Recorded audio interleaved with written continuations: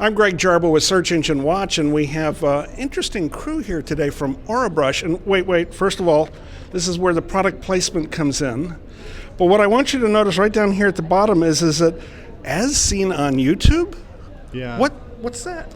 So we started a couple of years ago, and we built YouTube videos. Our YouTube videos exploded. We have 35 million views on YouTube. So we were trying to think, there's people who haven't seen us since the beginning. They saw us right at the beginning, and now we're just barely starting to get into retail stores. So we wanted to connect people, reconnect them, because just seeing Orabrush in a store in one slot probably wouldn't be enough to reconnect very well. And so if they see us seen on YouTube, they'll immediately recognize, oh, that's that video I saw about Orabrush. And then the second reason is we want to drive people back online. And if we say as seen on YouTube, then they're more likely to go look at us on YouTube. So, Abe, I understand that the real challenge here was getting retail distribution, and you couldn't get it for the product until after YouTube. You got that story? Right. So Dr. Bob, the inventor of the Orabrush, tried for 10 or so years to try to market the Orabrush. He tried doing an infomercial. He tried going straight to retail. It wouldn't sell, and he couldn't get into stores. And came and found Jeffrey, and Jeffrey helped him market using social media, primarily YouTube. And since then, it's really taken off. We're in a lot of different stores, several thousand stores, and some stores approached us to get in, so it's been really exciting. So, Jeffrey, I understand that this all started at a BYU course, and you were the one student in the back of the room who disputed the general consensus. You want to tell that story? Yeah, so these students got up, and I had never seen Orabrush before. Last day of my last class at business school at Brigham Young University, and I was sitting there, and they got up and they talked about this Orabrush, and they're explaining 90% of bad breath comes from your tongue, and this is a tongue cleaner. We've done some research and realized that only like 8% of people would even buy this on the internet. So we say don't focus on the internet because it's a small product and people aren't that interested in it online. You can try retail, but you're really uphill battle. And I commented and said, well, 8% is millions of people. Why wouldn't you focus on those? I think you should focus on those people. And Bob Wagstaff, the inventor of Orabrush, he's 76 years old, came up to me after class and talked to me. And I said, I think I could sell your product. And we would meet. I worked on Orabrush at nights, my day job during the day. And then after a while, Bob came up to me and said, well, how much do I owe you for doing this? And I was like, well, you don't owe me anything. I haven't made you any money, so I don't deserve any money. And I've only lost you money. And he took me out behind his house and said, I have this motorcycle that I don't use anymore. It's a pretty good motorcycle. And he said, how about I trade you the motorcycle for 8 months of work? If you'll work at nights for 8 months and just stick with this project part-time, I will give you the motorcycle. And it was a deal. I was still riding a bicycle because I wasn't going to buy a car until after I paid off my school tuition loan.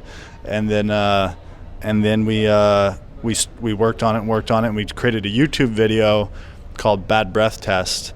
And that's the point where it just took off. And a lot of people have seen Bad Breath Test on YouTube. So I know some of the numbers are still proprietary, but the New York Times indicates that you guys sold $1 million worth of these things in the first year?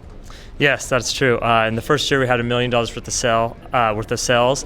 Now we've had over a million units sold.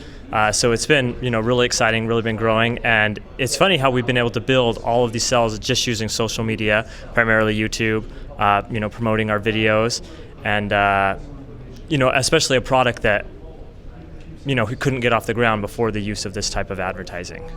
So, Jeffrey, I understand one of the secrets to your success is subscribers. Do you want to explain that strategy? Yeah, so on YouTube, subscribers are crucial. We really focus heavily. So we have our conversion videos, which are advertisements, and we push those with ads, and we like the original video. Then we have other videos that are engagement videos, or entertainment engagement videos, and they it's called Diary of a Dirty Tongue. We have this web series that Morgan the Orabrush tongue. He's this guy dressed in a big cheap tongue costume, and his name's Morgan, and he is 100% a tongue in real world though, and he vlogs to a camera like a YouTuber does, and he keeps his YouTube channel, and people subscribe and watch him every single week, and that's how they engage with our brand on a weekly basis. And so right now we're the third most subscribed channel on YouTube. You have Old Spice is number 1, Apple's number 2, Orabrush is number 3. So most subscribed sponsored channel on YouTube for a brand. When you get outside of the brands, then there's, you know, lots of huge channels. But for brand channels, it's kind of like, it's very similar to back in the day when you had soap operas. Soap operas are called soap operas because Procter & Gamble sponsored this television series to sell their soap.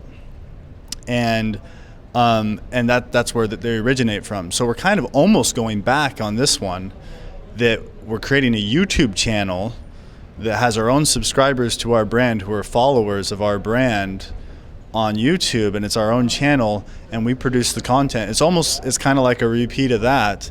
The difference is on YouTube you can have infinite numbers of channels, and as long as you keep your niche entertained,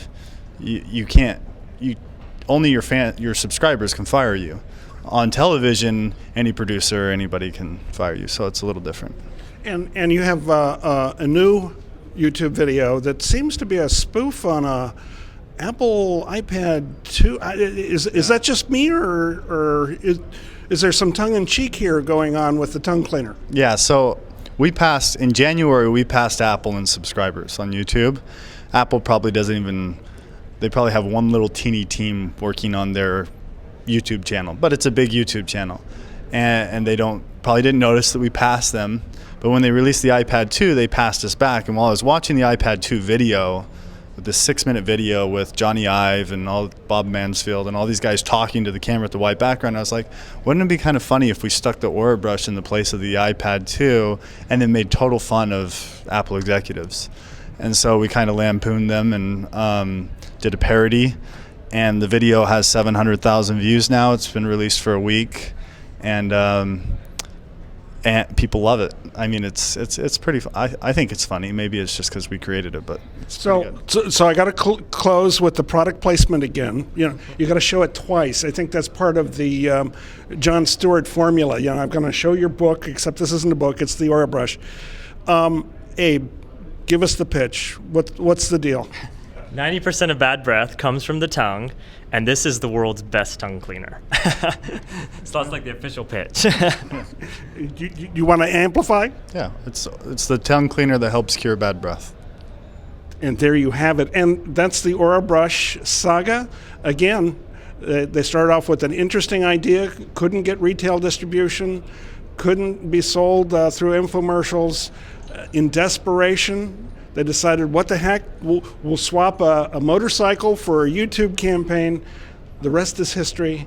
They're selling millions of these, or they've sold 1 million. I won't extrapolate. The story's already good enough. We don't have to embellish. One day in India, tongue cleaning is more popular than brushing your teeth, and because they understand the need for it. We expect that in the United States, just like you had mouthwash, floss, toothpaste, toothbrushes, teeth whitening, the next big thing in oral hygiene is tongue cleaning. It's the natural step, and we're just going to we want to be the brand that owns that position. There you have it, a really, really unique case study. I'm Greg Jarboe for Search Engine Watch. Again, we have some other case studies on this channel. Check them out. A lot to learn.